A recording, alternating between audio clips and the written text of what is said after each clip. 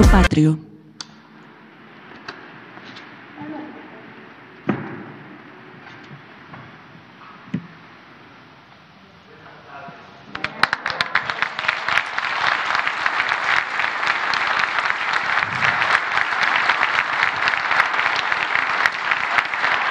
En estos momentos arriba a este recinto el presidente constitucional de los Estados Unidos mexicanos, licenciado Andrés Manuel López Obrador, y se dirige a la mesa de honor para conmemorar el 1 de mayo, Día del Trabajo.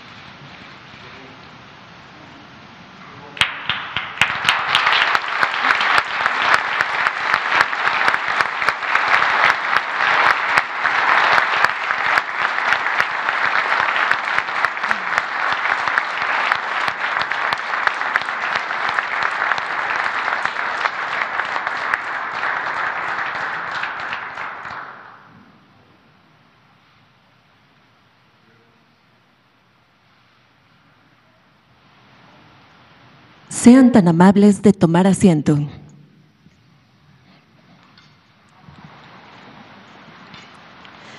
Preside esta ceremonia conmemorativa por el Día del Trabajo el presidente constitucional de los Estados Unidos mexicanos, licenciado Andrés Manuel López Obrador.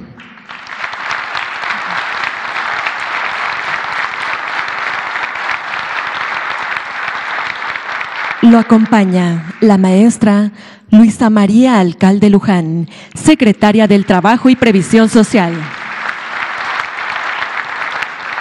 Carlos Aceves del Olmo, secretario general de la Confederación de Trabajadores de México.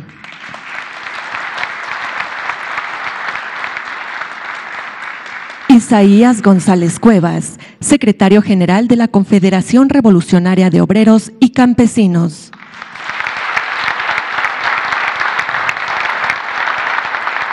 Rodolfo Gerardo González Guzmán, secretario general de la Confederación Regional Obrera Mexicana.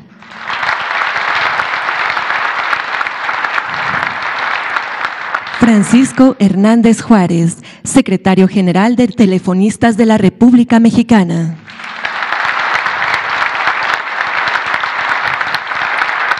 Napoleón Gómez Urrutia, secretario general del Sindicato Nacional de Trabajadores Mineros, Metalúrgicos, Siderúrgicos y Similares de la República Mexicana. También contamos con la presencia de integrantes sindicales del país, así como diversas autoridades del Gobierno de México. Reciban todos la más cordial bienvenida.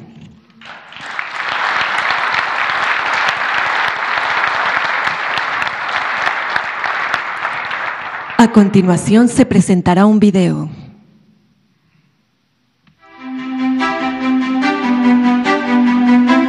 Hoy celebramos el trabajo y la lucha histórica de las y los trabajadores por dignificar sus condiciones de subsistencia y bienestar. El 1 de mayo de 1886, trabajadores en Estados Unidos se movilizaron masivamente para exigir mejores condiciones laborales. En Chicago hubo enfrentamientos entre manifestantes y autoridades que derivaron en la condena a muerte de 5 trabajadores.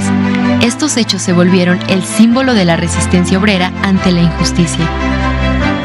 En México, la lucha laboral a finales del siglo XIX e inicios del siglo XX fue nutrida por las corrientes mutualistas y anarcosindicalistas recogidas por el Partido Liberal Mexicano, con la destacable aportación intelectual de Ricardo Flores Magón, quien promovió la organización y conciencia obrera. Su influencia fue decisiva en las huelgas de Cananea en Sonora y de Río Blanco en Veracruz, ambas reprimidas violentamente y consideradas el preámbulo de la revolución. En 1912 se fundó la Casa del Obrero Mundial en la Ciudad de México y el 1 de mayo de 1913, pocos meses después del asesinato de Francisco I. Madero, se organizó la primera marcha obrera en defensa de los ideales revolucionarios traicionados por Victoriano Huerta. El derrocamiento de Huerta y años de guerra civil entre las facciones revolucionarias dieron pie a la promulgación de la Constitución de 1917, que en su artículo 123 contempló por vez primera en la historia universal derechos laborales, el derecho a la libre asociación, derecho de huelga, un salario mínimo y una jornada máxima de 8 horas. En la práctica no hubo grandes cambios, de manera que las y los trabajadores continuaron luchando por sus derechos, ahora constitucionales, ante sus patrones y el gobierno. Fue hasta 1931 que se promulgó la Ley Federal del Trabajo, que reconoció a los sindicatos el derecho a negociar contratos colectivos y promovió la sindicalización en sectores estratégicos como el ferrocarrilero, minero y petrolero, dando pie a la formación de las grandes centrales obreras como la CTM, la CNC y la CROC. La movilización de trabajadores petroleros para exigir un contrato colectivo y mejores salarios fue clave para la expropiación petrolera, porque sus peticiones, respaldadas por la justicia mexicana, pero desacatadas por las empresas extranjeras, motivaron al presidente Lázaro Cárdenas a nacionalizar en 1938 la industria petrolera. En los años 40 inicia un proceso de industrialización que diversifica el trabajo, estimula el crecimiento económico e incide en el aumento gradual de derechos laborales. Se crea el IMSS y el ISSSTE, se establece el derecho al reparto de utilidades y el salario mínimo crece paulatinamente hasta llegar a tener un poder adquisitivo máximo equivalente a 25 kilos de tortilla por jornada de trabajo. Sin embargo, con la llegada del neoliberalismo a inicios de los años 80, el gobierno privatiza industrias nacionales con el pretexto de atraer inversión, precariza salarios y derechos laborales, degrada el sistema de pensiones y aumenta la desigualdad. Para 2018, el panorama nacional era desolador, con uno de los salarios mínimos más bajos del mundo y derechos laborales burlados bajo esquemas de subcontratación. Ese mismo año, el hartazgo y la esperanza de millones se expresó en las urnas para transformar el país. Hoy, en 2023, el eco del 1 de mayo retumba en México. Vivimos un proceso de reivindicación, una nueva realidad laboral. Este 1 de mayo celebramos el trabajo, que es el motor de la transformación. ¡Que vivan las y los trabajadores! ¡Que viva México! Gobierno de México.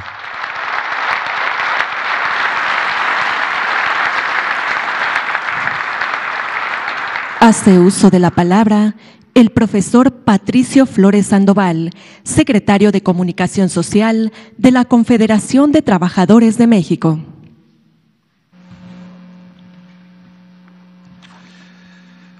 Buenas tardes a todos. No son buenas tardes, yo creo que son buenas tardes, ¿no? Estamos juntos. Señor presidente constitucional de los Estados Unidos mexicanos, licenciado Andrés Manuel López Obrador, congratulándonos por su recuperación para bien de México, los saludamos con respeto. Maestra Luisa María Alcalde Luján, joven e inteligente titular de la Secretaría del Trabajo y Previsión Social, la saludamos con afecto y consideración personales. Compañero Rodolfo González Guzmán, secretario general de la CROM. Compañero Napoleón Gómez Urrutia, presidente de la Confederación Internacional de Trabajadores. Compañero Isaías González Cuevas, secretario general de la CROC. Compañero al que quiero mucho y se me olvida de ellos. Díganmelo por favor. Francisco Hernández Juárez, de todos mis afectos, todavía presidente colegiado de la UNT y de uno de los sindicatos más representativos, pero que también en ocasiones menos comprendidos en el país, de los telefonistas del país. Nuestra solidaridad y cariño, compañero. Saludo también con enorme gusto a quienes representan la política social del país, a don Carlos Martínez Velázquez, director general del Infonavit, a otro joven, Zoé Robledo, que dirige los destinos del Instituto Mexicano del Seguro Social y lo hace muy bien, siempre acompañado por gente importante en el Consejo. No voy a decir nombres porque van a pensar que estoy sesgado hacia algún lado. Saludo, por supuesto, también al director del Centro Federal de Conciliación, licenciado Alfredo Domínguez Marrufo. Saludo a toda la representación obrera del país.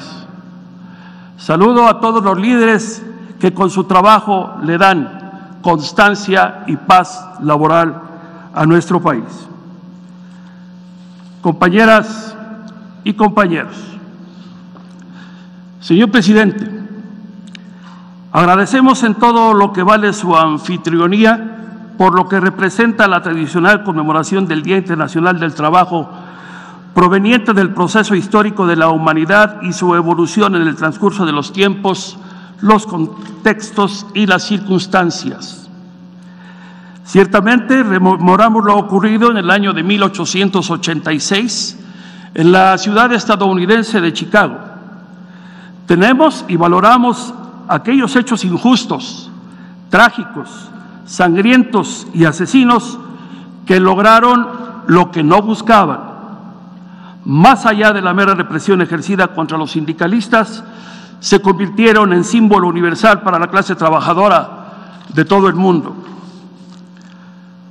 La noticia de aquella huelga y los crímenes perpetrados contra los trabajadores llegaron a México y contribuyeron muy notablemente a estimular el espíritu de lucha de la clase trabajadora mexicana, teniendo como escenario Cananea y Río Blanco en 1906, además de varios otros importantes movimientos huelguísticos que así se registran y se constatan. Pero debemos recordar también que no fue hasta el año de 1913, en pleno proceso ascendente del movimiento de la Revolución Mexicana, cuando se conmemora por primera vez en nuestro país la gesta sindicalista universal del día 1 de mayo, con la celebración de una sorprendente y gigantesca para aquellos tiempos manifestación celebrada el Día del Trabajo. Manifestación que fue organizada por la Casa del Obrero con consignas por la jornada de 8 horas y el descanso dominical. Aquella casa que acordaría añadir la palabra mundial a su nombre, tal y como hoy la recordamos. Organización que nace por la represión porfirista y posteriormente huertista, con víctimas sobre cuya sangre y pérdida de libertad se impulsó la lucha por mejores condiciones en el campo y en las ciudades. Realmente es largo, esforzado, vivo y muy interesante el recorrido de la lucha obrera desde entonces y hasta nuestros días. Efectivamente, han ocurrido y se han desarrollado múltiples circunstancias, hechos y tiempos. Expresión común se convierte en afirmar que hoy son otros tiempos. Pero la búsqueda de mejores condiciones para las clases laborantes continúa, permanece y se fortalece. Podemos afirmar sin temor a equivocarnos que el trabajo, la lucha y la gestión sindical es un tema inacabado. Así, la unidad que aquí se constata con la presencia de todos los representantes obreros como valor del sindicalismo universal explica con ella la clase trabajadora a través de la historia se ha podido luchar, sobrevivir y avanzar hacia la justicia laboral y social en todo el mundo. A manera de ejemplo, lo que sucede en el mundo. Allí están los recientes acontecimientos en Francia y otras latitudes.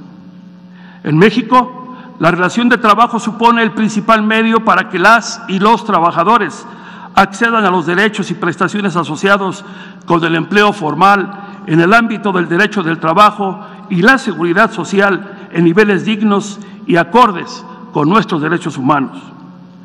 En nuestras formas de lucha, el sector de las y los trabajadores mexicanos preponderantemente somos respetuosos de la vida institucional en todos sus ámbitos, expresiones y consecuencias. Por eso, nuestro aprecio a las instituciones, por eso, nuestra disposición y apertura al diálogo son permanentes e invariables, como lo es a la inclusión y a la no discriminación, y a la búsqueda de mejores condiciones para elevar los niveles de vida de los miembros de los sindicatos y también de la población en general. El diálogo tripartito ha sido fundamental, un tripartismo no solo de discurso, sino de participación responsable en la vida institucional. Con él y en él, a los trabajadores organizados en sindicatos nos asiste y fundamenta la razón y la legalidad. Con ambas, ciertamente alcanzamos algunas de las mejores realizaciones institucionales en aquellos valores esenciales que hemos podido aportar, construir y conformar en México. Todo ello al haber contribuido de manera importante al mantenimiento innegable de la paz social. Ahí está la contratación colectiva de trabajo, ahí está el derecho laboral, ahí están las instituciones fundamentales como el Instituto Mexicano del Seguro Social, el Infonavit, el hoy Infonacot, el Sistema de Ahorro para el Retiro y otras muchas políticas, programas y espacios públicos y sociales de diálogo con el método del tripartismo. Nuestra participación es y ha sido definitiva y de mucho aporte en la construcción de la seguridad social y del bienestar para la clase trabajadora mexicana y para el país en general. Las y los trabajadores organizados en sindicatos hemos alcanzado e inducido cambios verdaderos en el sentido progresivo y correcto a la vida social en toda la geografía de la República Mexicana. Podemos decir, sin temor a equivocarnos, que en el ADN de la clase trabajadora está el construir, el edificar, el producir, el crear, el generar, el avanzar más allá de las siglas, colores e ideologías de los sucesivos y diferentes gobiernos. Recuerdo, por ejemplo, los empeños de nuestro histórico dirigente Fidel Velázquez y líderes subsecuentes por la semana de 40 horas, que ahora en el actual de un presidente obrerista de mano firme pudiera convertirse en realidad. Porque la clase trabajadora en general, decíamos, pero más aún las y los trabajadores organizados en sindicatos, sabemos dialogar. Porque la clase trabajadora invariablemente sabe respetar los acuerdos en los que participa, sabe honrar su palabra, lo hace con el gobierno y lo hace con las empresas, y por todo ello también demanda respeto. Lo hace con firmeza y fortaleza, en particular con quienes normalmente se mantienen dispuestos a dialogar para mejorar las condiciones de trabajo. Nuestro entendimiento siempre está abierto y sin renunciar a derechos ganados, reconocidos y así establecidos, sea por acuerdos o convenios siempre fundamentados en la legalidad, se busca avanzar y progresar en las diferentes realidades productivas y sociales. La paz, la tranquilidad, el buen ambiente para todo proceso productivo o de generación a partir de los lugares de trabajo son condiciones y convicciones básicas e indispensables para el progreso y mejoramiento de las condiciones de vida de trabajadores, de sus familias, de las empresas, de todo aquello en lo que labora una persona. Por ello es de la sociedad en su conjunto. Los sindicatos, en especial los aquí representados, acompañamos y respaldamos la política de recuperación salarial que ha venido instrumentando su gobierno, señor presidente, porque era tiempo y era verdaderamente inaplazable y más que necesario recuperar los rumbos, los sentidos justos y correctos, procediendo a corregir y aún mejorar las tendencias indispensables y necesarias salarialmente hablando en México. Fueron muchas las ocasiones en las que la representación obrera signó bajo protesta los acuerdos de la CONASAMI por insatisfactorios y lesivos a la economía de los trabajadores. Acompañamos a su gobierno también en la reforma y aplicación de una ley laboral que fortalece la certeza del trabajador en su participación al interior de sus organizaciones, conformadas todas ellas por los mismos trabajadores, por supuesto. También para elegir a sus dirigentes y aprobar sus contratos colectivos de trabajo. Hemos estado con su gobierno en las reformas que favorecen el descanso y la convivencia familiar con más días de vacaciones y también en la reglamentación de las llamadas outsourcing que precarizan el empleo y evaden obligaciones con las instituciones de seguridad social. A propósito, es este un tema inacabado por algunas acciones de simulación al registrarse como empresas especializadas, algunas de ellas sin verdaderamente serlo. Son acciones estas lo que certifican a usted como un presidente obrerista, reitero, que ha sabido consensuar las demandas obreras con la buena voluntad patronal para comprender y aplicar su responsabilidad social en el contexto de responder a quienes, con su esfuerzo, hacen crecer sus capitales y los fortalecen como empresas exitosas, los trabajadores. Por otro lado, sin duda hay conciencia de ello, actualmente, derivado de los factores externos y otros internos, la economía de los mexicanos y en particular de la clase trabajadora se viene viendo seriamente afectada por los niveles de inflación, no solo en los precios de los productos de la denominada canasta básica, sino también en la subyacente. Por ello, nos atrevemos a pedir con todo respeto acciones inmediatas a fin de no llegar a una necesidad de solicitar incrementos salariales de emergencia. Pero también demandamos que se superen los falsos dilemas entre la productividad laboral y la recaudación fiscal. No puede ser que se ahogue a los asalariados castigando su participación y dedicación, pagando mayores impuestos por trabajar más y mejor. Es de desear que se vea con buenos ojos la desgravación de las horas extras y los descansos laborados, porque representa la posibilidad de que al rebasar alguna tasa se pague más de impuestos que lo que se recibe por esos conceptos. De igual manera, en concordancia con la reforma en materia vacacional, ya no se grave la prima correspondiente y se libere totalmente el aguinaldo y el PTU de la obligación impositiva.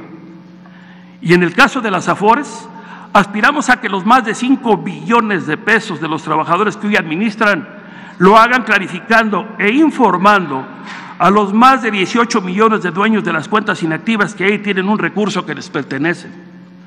En esas fundamentales esperanzas, queremos mantener claro que todas las organizaciones sindicales que integramos las organizaciones aquí representadas, al Congreso del Trabajo en particular y al mismo trabajador en general, que estaremos puestos a tomar y recuperar todos los días las sendas del esfuerzo del trabajo y progreso pleno de nuestra nación.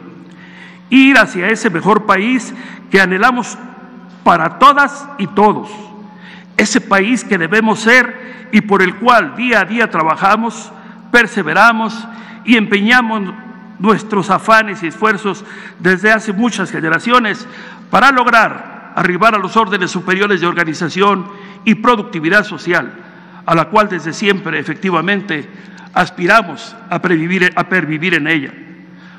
Señor presidente, compañeras y compañeros sindicalistas, al agradecer por ser recibidos en la sede de la institución presidencial que gobierna para todos los mexicanos, recordamos que todos los grandes movimientos de la humanidad se han fundamentado en la esperanza en mejores tiempos por venir, la esperanza en una mayor unidad y mejor trabajo. Las mexicanas y los mexicanos de ayer, de hoy y de mañana, bien merecemos seguir abrigando esperanzas. Para ello, seguiremos enfrentando en unidad algunas de las pretendidas distorsiones que buscan inducir singulares tomas de decisión diseñadas desde el exterior, especialmente por los peculiares vecinos del norte. A tales impulsores, sean locales o vecinales, les decimos que dentro de un ámbito competitivo, legal e institucional, las organizaciones sindicales aquí presentes sabremos enfrentar y resolver los desafíos que la integración comercial multinacional de las empresas en las que laboramos nos imponen, en las actuales y en las que están por venir. Por ello, continuaremos siendo responsables en los procesos de legitimación y democratización sindical. Comentario aparte, ojalá exista la posibilidad de, revisando los procesos de una plataforma, se permita continuar con la legitimación contractual. En los sindicatos, las y los trabajadores que los conformamos somos actuantes, seguimos plenos y con ánimo de vida, continuamos en nuestro día a día trabajando en todos los ámbitos que nos corresponden, dando solución y alternativas de solución a las relaciones contractuales y laborales, con la razón y la ley como herramientas fundamentales. Porque tenemos esperanza, las y los trabajadores perseveramos y lo seguiremos haciendo en nuestras ideas sociales y sindicales, buscando aportarle siempre a la nación mexicana. En este 1 de mayo, Día Internacional del Trabajo, saludamos a los mártires de hoy, porque los hay. Saludamos la lucha por un mejor sistema de pensiones, menos opaco y con más información para sus aportantes, por más acciones para la salud integral de las y los trabajadores formales e informales, por una mejor adquisición y distribución de medicamentos, por más capacitación, por más y mejores empleos, pero sobre todo por todo aquello que nos genere un México mejor. ¡Que viva México! Gracias.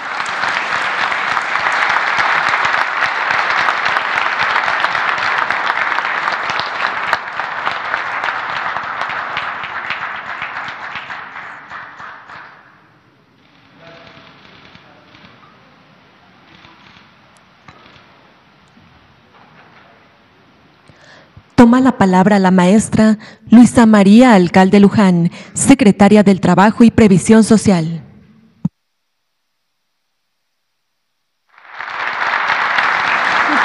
Muchísimas gracias. Es un orgullo conmemorar este día tan emblemático para el mundo del trabajo en compañía del presidente Andrés Manuel López Obrador, a quien nos da muchísimo gusto ver con tanta fortaleza y con tan buen ánimo. Y por supuesto también de las principales dirigencias, secretarias y secretarios generales de los sindicatos alrededor del país. Como ya se mencionaron, hoy nos acompañan de diferentes sectores. Está don Carlos Aceves del Olmo de la CTM, Isaías González de la CROC, Francisco Hernández Juárez de Telefonistas y de la UNT, Rodolfo González de la CROM, el senador Napoleón Gómez Urrutia del Sindicato Minero, que ya fueron mencionados, pero también aquí presentes está Alfonso Cepeda del CENTE, Joel Ayala de la FETSE, está Arturo Olivares del Sindicato del Seguro Social, está Pedro Aces de CATEM, Abel Domínguez de la CTC, Martín Esparza de la Nueva Central de Trabajadores, Ricardo Aldana del Sindicato Petrolero, Víctor Fuentes del SUTERM, está Víctor Flores también del Sindicato Ferrocarrilero, Lorenzo Pale del Sindicato Azucarero, está Gerardo Cortés del Sindicato Harinero, está Humberto Gual también del Sindicato de Pilotos, está Ada Salazar del Sindicato de Sobrecargos, está Carlos Hugo Morales del Estunam, Jesús González, Edmundo García y Genaro Leal de los Sindicatos Autónomos de Nuevo León, Marco Treviño de la ANDA, entre muchas y muchos que están hoy presentes y que representan a millones de trabajadores alrededor del país. Quiero iniciar haciendo notar que la pluralidad de sindicatos hoy presentes, sindicatos de diversas corrientes de pensamiento que en el pasado hubiese sido muy difícil ver en la misma mesa o en el mismo espacio, reflejan la transformación que estamos viviendo y ponen de manifiesto que cuando las reglas democráticas son claras, hay espacio para el entendimiento. Este 1 de mayo, día cargado de historia y de simbolismo, nos permite hacer un recuento de lo andado juntos en estos 4 años y medio. De la mano de las organizaciones sindicales, hemos dado un giro radical a la política laboral en México, bajo la premisa de que no se puede hablar de crecimiento económico si ese crecimiento no se ve reflejado en los bolsillos de los trabajadores, y que de poco o nada sirve atraer inversión y generar empleos cuando estos, lejos de abonar al desarrollo, profundizan las desigualdades. Estamos demostrando con hechos y no con palabras que una política de recuperación e incremento salarial, de defensa de los derechos de los trabajadores, de garantías de libertad y democracia en el trabajo y de una negociación colectiva auténtica, lejos de generar inestabilidad y ahuyentar inversiones como se repitió y se repitió durante los 40 años del periodo neoliberal, han traído resultados que, pese a la pandemia, no habíamos visto en décadas. Máximos históricos de empleo formal y máximos históricos de salario promedio ayudan a sentar las bases de un modelo nuevo donde nunca más las y los trabajadores sean ignorados o puestos en segundo plano. El 17 de diciembre de 2018, con la decisión unánime de la Comisión Nacional de Salarios Mínimos de apoyar la propuesta del presidente López Obrador, inició la ruta hacia la recuperación del salario mínimo en México, con un incremento del 16% a nivel nacional y del 100% en los 43 municipios ubicados en la zona libre de la frontera norte. Un año después, con resultados en mano, demostramos que los municipios fronterizos en donde se había duplicado el salario mínimo registraron niveles inflacionarios por debajo del resto del país y que en esta región el empleo continuó creciendo incluso por encima del promedio nacional. Estos datos evidenciaron el mito del fantasma inflacionario y fueron aislando las voces que lo pregonaron, pero sobre todo nos permitió convencer y lograr incrementos que en 4 años y medio han logrado recuperar el 90% del poder adquisitivo del salario mínimo y 186% en la zona libre de la frontera norte. También, de la mano de los sindicatos, avanzamos en acabar con la subcontratación en México, porque otra de las ideas estelares del neoliberalismo consistió en dar facilidades para flexibilizar las relaciones laborales y extender el outsourcing en todos los sectores de la economía. Jóvenes engominados con portafolios elegantes ofrecían a las empresas las ventajas de triangular a su personal y ahorrarse con ello obligaciones laborales, obligaciones de seguridad social y el reparto de utilidades. Hace apenas unos años veíamos empresas que concentraban nóminas de 100,000 o 150,000 trabajadores que con la comodidad de un clic daban de baja para interrumpir sus antigüedades y anular su estabilidad laboral. A 2 años de distancia, 3 millones de mujeres y hombres que eran rehenes de este esquema fraudulento han sido reconocidos por sus verdaderos empleadores. También se ha avanzado en rescatar el derecho constitucional al reparto de utilidades. De 2021 a 2022, el reparto de utilidades creció en 109%, pasando de 87,000 millones a 183,000 millones de pesos. La cantidad de dudas, de denuncias, de solicitudes que llegan a la Secretaría del Trabajo diariamente dan cuenta de que hoy se trata de un derecho vivo. Una reforma fundamental más fue lograr modificar el sistema de pensiones.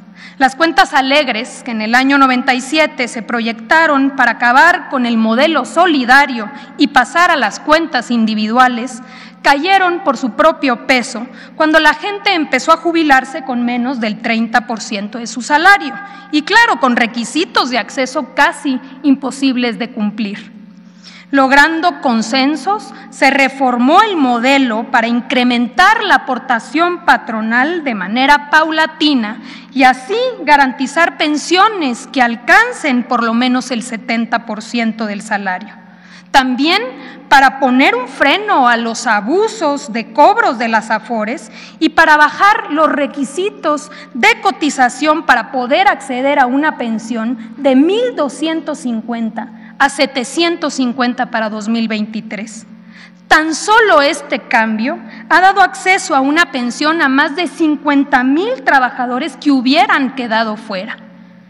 Respecto a este punto, no podemos dejar de mencionar la importancia del derecho a la pensión universal, que para millones excluidos del sistema de pensiones significa el único ingreso en el último tramo de su vida. También nos heredaron una justicia laboral en abandono y decadencia. Todos los días nos encontramos y al presidente en sus continuas giras se acercan personas que solicitan se resuelvan sus juicios que llevan 5, 10, hasta 20 años en trámite. Hoy, en todo el territorio nacional, ya cerraron las juntas de conciliación y arbitraje que ya solo se dedican hoy a atender su rezago y en su lugar abrieron las puertas los centros de conciliación y los tribunales laborales. La gran apuesta del modelo ha sido que la mayoría de los conflictos pueden resolverse a través del diálogo y en efecto así ha sido. De los 700,000 conflictos atendidos bajo el nuevo sistema, el 75%, repito, el 75% se ha resuelto a través de la conciliación en menos de 45 días. El resto que llega a los tribunales en menos de 7 meses y medio a través de juicios orales. Es decir, los tiempos para acceder a la justicia se han reducido en 87% y los montos recuperados en favor de las y los trabajadores se han triplicado. Finalmente, uno de los cambios de mayor calado y que ha significado un reto mayúsculo ha sido la reforma laboral publicada el 1 de mayo de 2019 en materia de libertad y democracia sindical. Aquí, precisamente en este salón, celebrábamos todas y todos juntos el inicio y la entrada en vigor. Estos cambios, lejos de traer caos y una avalancha de huelgas, como algunos predijeron, han garantizado estabilidad y diálogo. Como nunca antes, las y los trabajadores se han involucrado en las decisiones fundamentales de sus organizaciones y han acudido a ejercer su voto directo, secreto, para poder elegir a sus dirigentes. Además, cerca de 4 millones de trabajadores han participado en la legitimación de sus contratos colectivos de trabajo de la mano del Centro Federal de Conciliación y Registro Laboral. Hoy, precisamente, concluye el plazo establecido para transitar de un modelo de simulación y contratos de protección a uno basado en la representación auténtica. Este ejercicio ha puesto de manifiesto que existían en nuestro país decenas de miles de contratos y sindicatos falsos, desconocidos por sus trabajadores, quienes ahora van a tener una ventana de oportunidad para poder acceder a la negociación colectiva auténtica. Hoy, los sindicatos tienen una oportunidad histórica para regresar a las bases, reinventarse, convencer y demostrar de la utilidad del sindicalismo, donde la legitimidad se gane con trabajo permanente y cotidiano, demostrándoles sobre todo a los trabajadores más jóvenes que individualmente las posibilidades de mejora son limitadas, pero que unidos colectivamente son más fuertes y se pueden obtener mayores derechos. Señor presidente, este 1 de mayo podemos celebrar que vamos por la ruta correcta, que además de lo mencionado, dignificar las vacaciones, reconocer a las trabajadoras del hogar y garantizar oportunidades de empleo a miles de millones de jóvenes antes excluidos han sido conquistas históricas. Que vivan las y los trabajadores de México y que viva México. Muchas gracias.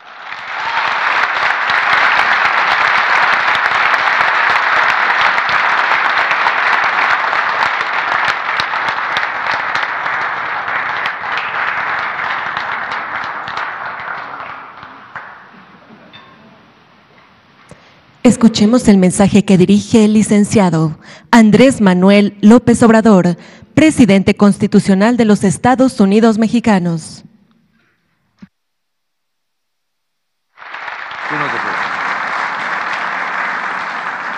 Amigas, amigos, dirigentes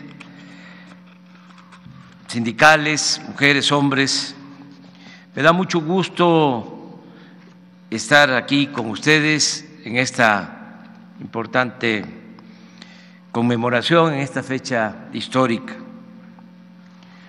Hoy, 1 de mayo, Día del Trabajo, se recuerda a los mártires de Chicago como símbolo de lucha y resistencia de la clase obrera en el mundo.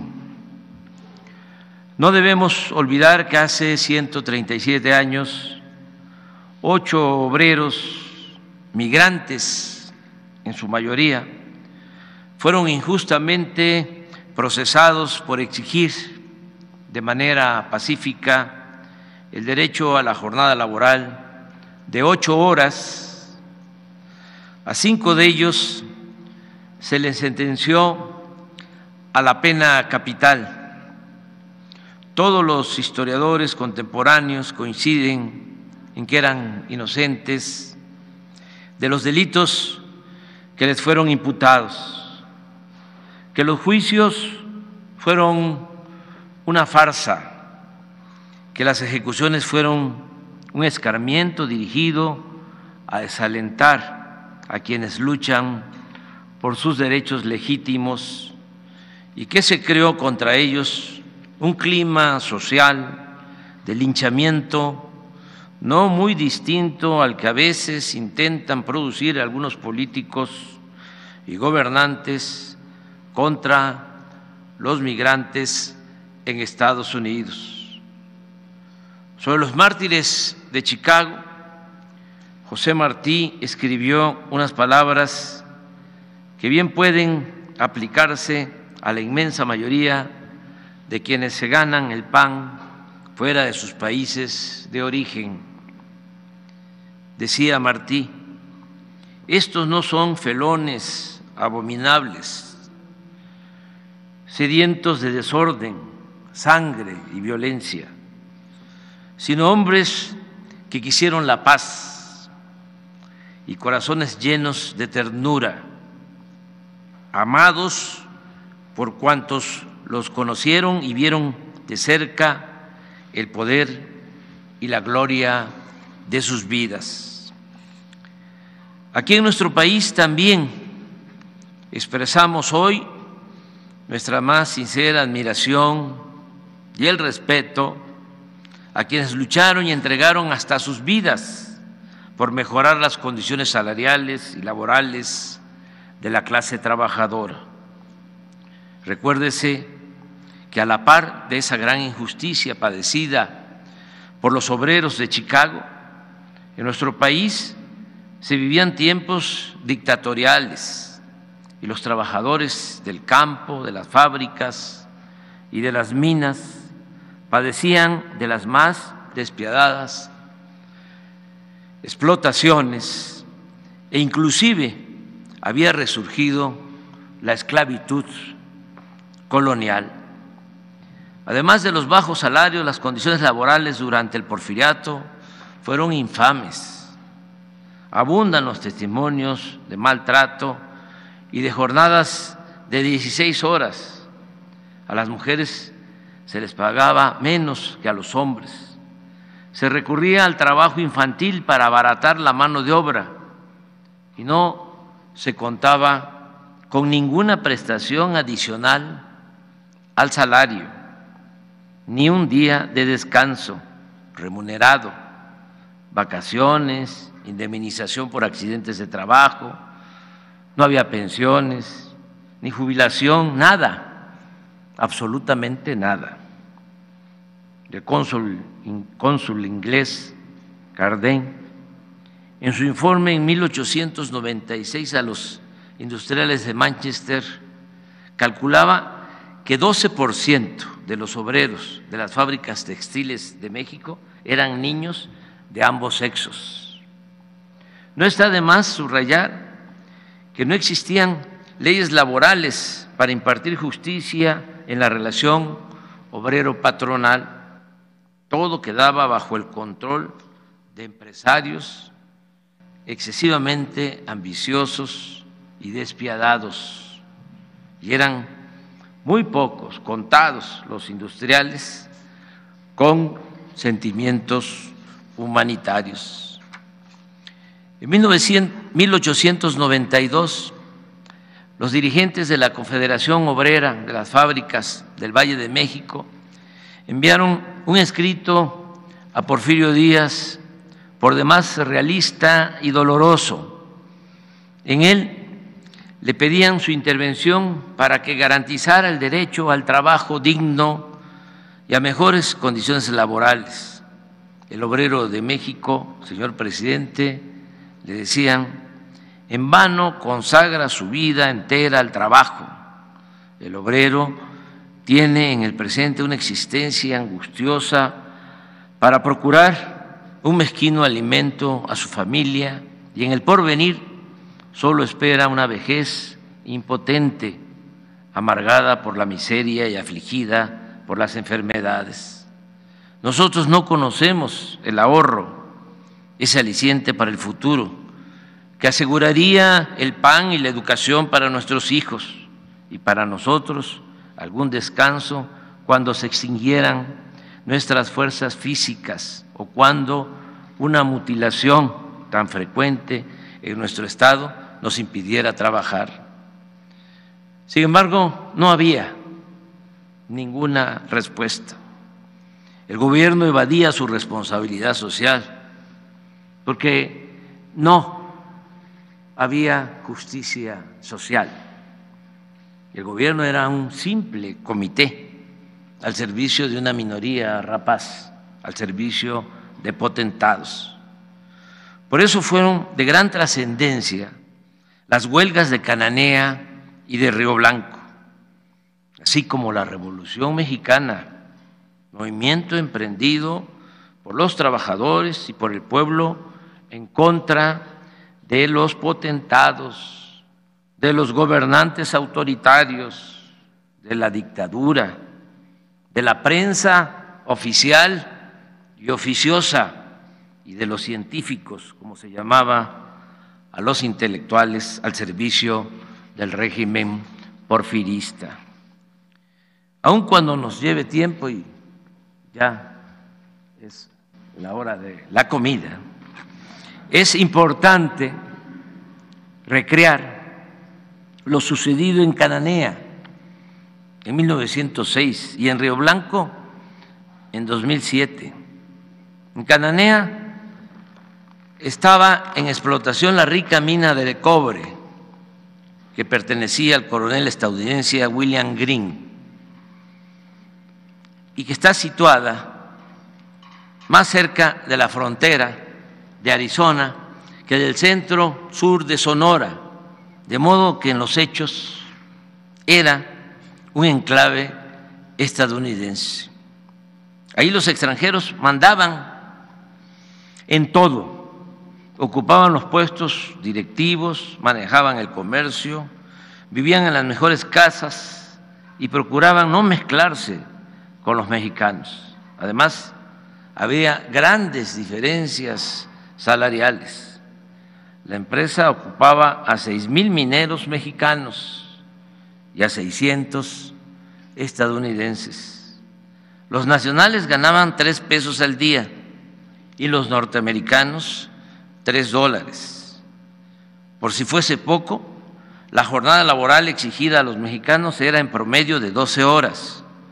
Por esa causa, el 1 de junio de 1906 los trabajadores resolvieron ir a la huelga con un pliego petitorio que incluía la destitución de un mayordomo abusivo. También se incluía el salario mínimo de 5 pesos diarios, jornada máxima de 8 horas, distribución de todas las plazas de la empresa en proporción de 75% para los mexicanos y el resto para los extranjeros, y el reconocimiento al derecho de los nacionales a ascender a puestos superiores. Está demostrado que el coronel Green rechazó por escrito las demandas con el argumento de que los mineros de Cananea eran los mejores pagados de la República. Sin embargo, existe otra versión de que el general Green telegrafió a Porfirio Díaz para expresarle su disposición de aceptar las peticiones y que la respuesta del dictador fue: no me alboroten la caballada. Con esta supuesta recomendación, Green se excusó. Trabajadores, les dijo a los mineros, estoy dispuesto a negociar, pero vean, y agitó el telegrama en el aire. El presidente de la República lo prohíbe. Aquí abro un paréntesis para refrescar también la memoria. Durante todo el periodo neoliberal habían ocasiones en que los empresarios querían incrementar los salarios y el gobierno lo prohibía, porque la política económica antipopular, entreguista, impuesta desde el extranjero, consistía precisamente en mantener bajos salarios. Y aunque el sector empresarial o algunos empresarios quisieran o querían incrementar el salario, no se les permitía.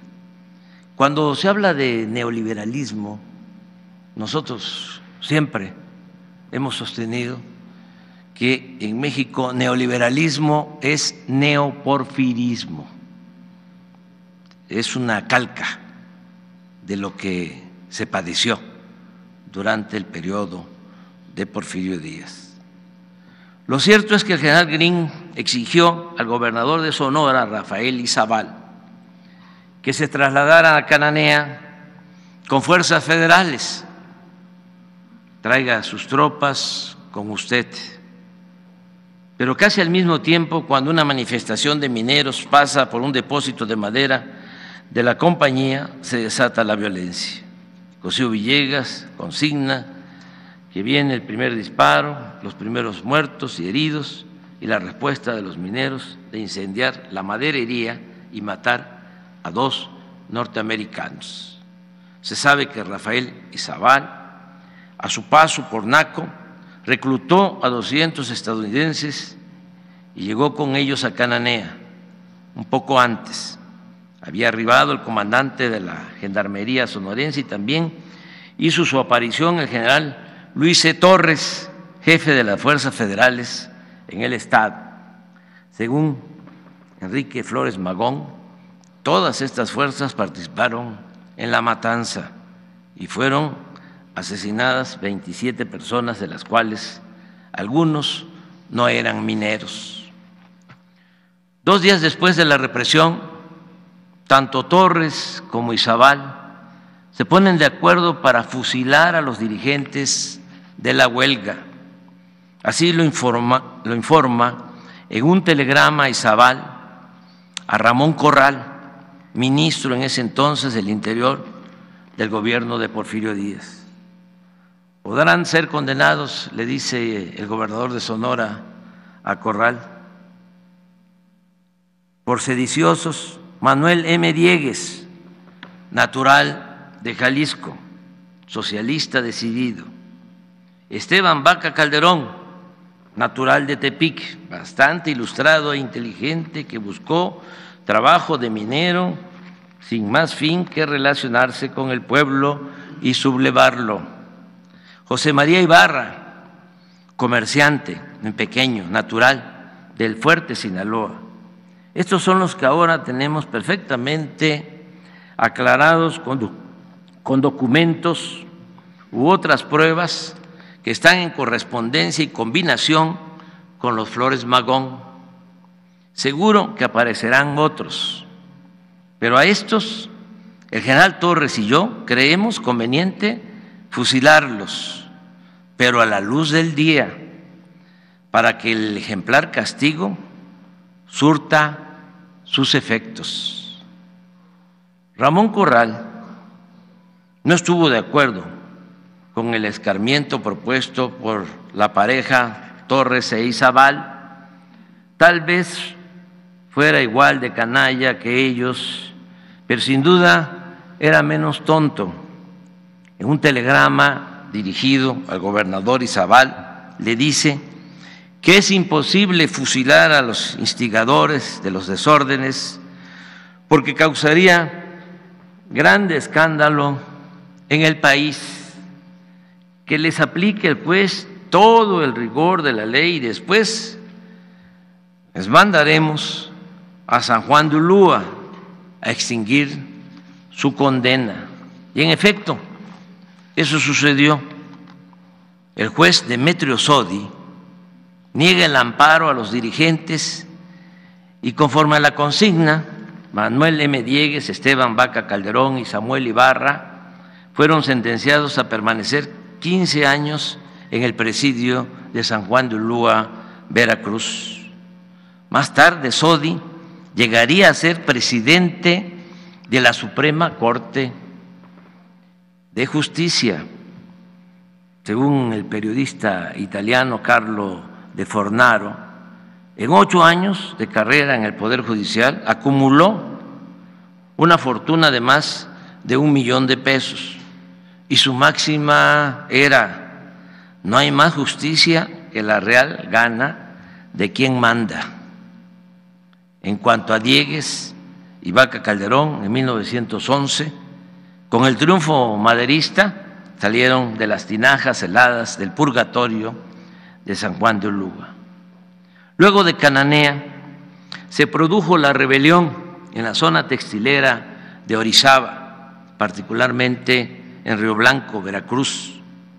Si en Cananea a los 6,000 mineros mexicanos les pagaban 3 pesos diarios, en Puebla, Tlaxcala, Veracruz, Querétaro, Estado de México y en el Distrito Federal, cerca de 50,000 operarios de la industria textil recibían solo 1 peso por 15 horas de trabajo. En abril de 1906, cuando ya estaban en marcha los preparativos para hacer una huelga en Río Blanco, el propio gobernador de Puebla, Mucio Martínez, que tenía poco o casi nada de humanismo, de sensibilidad social, le escribe a Porfirio Díaz que no le parece bajo el salario de 1 peso diario, pero sí excesiva la jornada laboral que duraba de 6 de la mañana a 9 de la noche. En su opinión, sería conveniente reducirla a 12 horas, aunque veía difícil convencer a los industriales que tenían como predilección, cito textualmente, sacarle al obrero el máximo jugo posible. Indiferentes al descontento de sus trabajadores, los empresarios textileros de Puebla y Tlaxcala constituyen el centro industrial mexicano que decide imponer en todas las fábricas de la región un reglamento único. Este fija el salario en $1 al día, establece la jornada de trabajo de 6 de la mañana a 8 de la noche, con excepción de los sábados y los días 15 de septiembre y 24 de diciembre, en que las labores deberán suspenderse, decía el reglamento, a las 6 de la tarde. Todos los domingos y 21 días festivos en el año serán de descanso, y en ellos los obreros no trabajarán, pero tampoco recibirán pago. En respuesta, el 4 de diciembre de 1906, los trabajadores agrupados en el segundo Gran Círculo de Obreros Libres, una organización más extendida que la del Río Blanco, porque funcionaba en Puebla y en Tlaxcala, se declara en huelga. 7,000 operarios interrumpen sus labores en ambos estados y elevan al Centro Industrial Mexicano una serie de propuestas contra el reglamento. Era un pliego petitorio justo y moderado, pero los empresarios contestaron con intransigencia y rechazaron el arbitraje de Porfirio Díaz solicitado por los dirigentes obreros. El 22 de diciembre por la mañana informaron los empresarios a Díaz que no deseaban su mediación, y por la tarde los industriales de Puebla y Tlaxcala, donde proseguía la huelga, así como los de Querétaro, Distrito Federal, Veracruz y otros estados, anunciaron que a partir del 24 de diciembre cerrarían sus fábricas hasta que los obreros aceptaran las condiciones establecidas en su reglamento. El conflicto, como es obvio, hizo notorio la pérdida del respeto al presidente Porfirio Díaz. Es decir, ya se empezaban a invertir los papeles. Él había creado a esos empresarios, pero en 1906 estos se sintieron con suficiente poder para defender sus intereses e imponer sus decisiones. Mientras el tiempo pasaba, la situación social se deterioraba cada vez más. Muchos trabajadores desesperados empezaron a emigrar a la Ciudad de México y otros hasta Coahuila, aceptando el ofrecimiento que les hizo Francisco I. Madero de darles trabajo en sus haciendas. Por fin, luego de haber rechazado en 2 ocasiones la mediación presidencial, los empresarios la aceptaron y el 4 de enero de 1907 Porfirio presentó a las partes en conflicto una resolución muy desventajosa para los obreros, que en vez de solucionar el problema lo agravó. Existen varias versiones de los hechos del 7 de enero de 1907. Unos coinciden en que en esa fecha, en un ambiente de hambre, desesperación y cansancio, un grupo de obreros se confrontó con empleados de la tienda de raya del francés Víctor Garcín o García.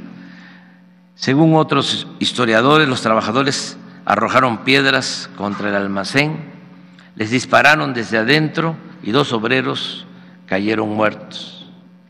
Esto desata un motín, la gente incendia las tiendas de raya y la violencia se desborda a medida que una multitud invade las tiendas de raya en todo el corredor textilero. El gobierno lanza una represión brutal por parte del ejército, que es reforzada al día siguiente con la llegada del subsecretario de Guerra, al que acompañan soldados de la Ciudad de México y del estado de Veracruz. Las tropas federales abren fuego sobre los manifestantes, hay fusilamientos, son detenidos alrededor de 300 trabajadores y un periodista asegura que el número de víctimas fue de entre 650 y 700 personas. En el archivo privado de Porfirio Díaz hay un reporte en el cual le informan que el 1 de junio de 1907, 5 meses después de la matanza, el vapor Progreso zarpa de Veracruz con 16 dirigentes obreros deportados a Quintana Roo, entonces la Siberia tropical de México. Y días más tarde llevan a 22 dirigentes más a ese que era un infierno verde. Miren cómo han cambiado las cosas. En realidad, la brutal represión de Río Blanco y la zona textilera de Orizaba dejó abierta una gran herida en el país y produjo un profundo resentimiento contra Porfirio Díaz, que luego de años de silencio llevaría a muchos mexicanos a respaldar la campaña maderista y a empuñar las armas en la revolución. Para hacer valer la justicia, y en especial la justicia laboral y agraria, se hizo la Revolución Mexicana. Fue la primera en el mundo por su dimensión social y la más profunda por su vocación humanista. Todavía no se llevaban a cabo las más trascendentes reformas en materia laboral, cuando ya Francisco I. Madero, que no era precisamente socialista, creó durante su gobierno el Departamento del Trabajo, y consta que hasta el 16 de septiembre de 1912 intervino en la solución de por lo menos 70 huelgas, casi todas en la industria textil. En estos casos, sin usar la fuerza, se celebraron acuerdos entre obreros y patrones para la reducción de la jornada de trabajo a 10 horas diarias y con incrementos de salarios del 10%. Sin embargo, lo más importante en materia de derechos laborales se alcanzó con la aprobación del artículo 123 de la Constitución de 1917. Allí quedaron establecidos el salario mínimo, justo y remunerador, la jornada de 8 horas, el día de descanso obligatorio, que las mujeres durante los 3 meses anteriores al parto no desempeñarían trabajo físico y en el mes siguiente del parto disfrutarían del descanso total, así como tiempo libre para amamantar a sus hijos en el periodo de lactancia. Asimismo, se estableció que para trabajo igual debería corresponder salario igual, sin tener en cuenta sexo ni nacionalidad. Se estableció el reparto de utilidades.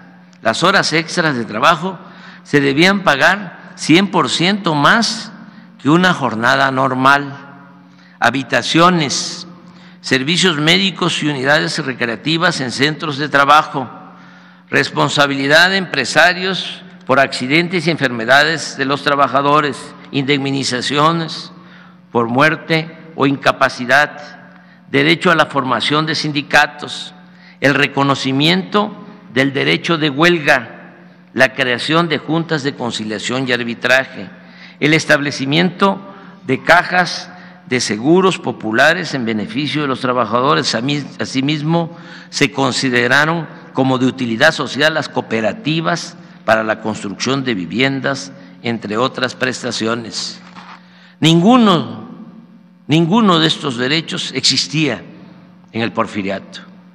Es indudable que la lucha del pueblo por su emancipación, acompañada por las sinceras convicciones de sus dirigentes, dio lugar a conquistas sociales muy importantes que marcaron con claridad la diferencia entre el periodo revolucionario y el Porfiriato, aunque los reaccionarios, como decía don Jesús Silva Gerso, ignorantes y obstinados, siguen pensando que aquel tiempo en que gobernó al país el general Díaz fue el mejor de México en toda su historia.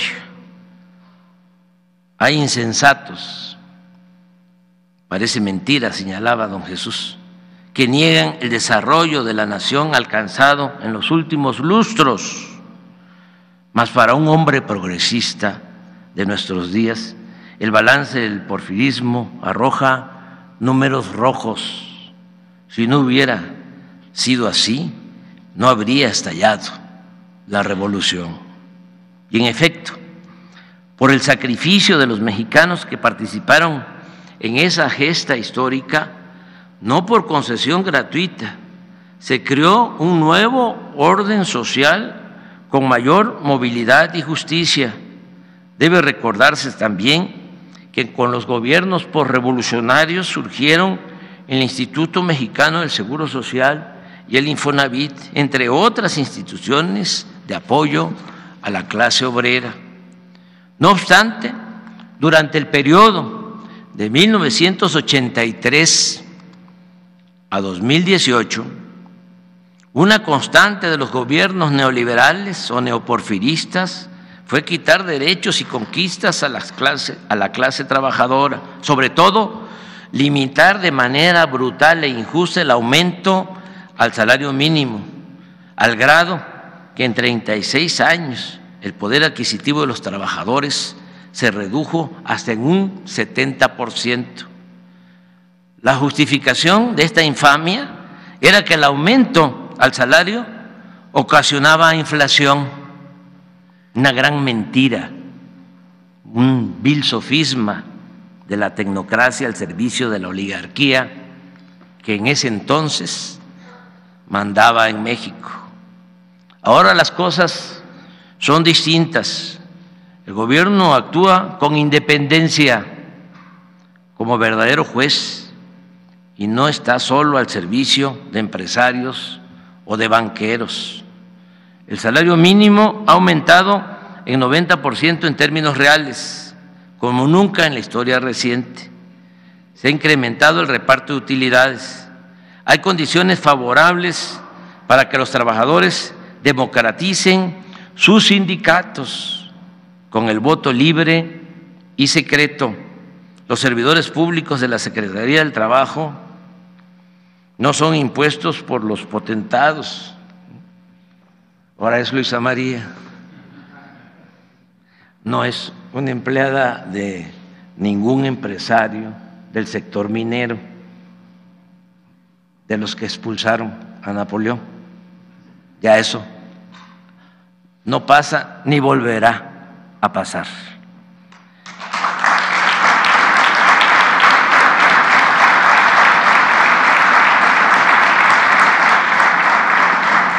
No se permiten abusos contra los asalariados. Hay elecciones con voto libre y secreto en las organizaciones sindicales. Los contratos colectivos se someten a consulta con los obreros. Y en este nuevo ambiente de verdadera legalidad y justicia, sin que se le impida a nadie manifestarse y ejercer su derecho de huelga, prácticamente no hay protestas sindicales.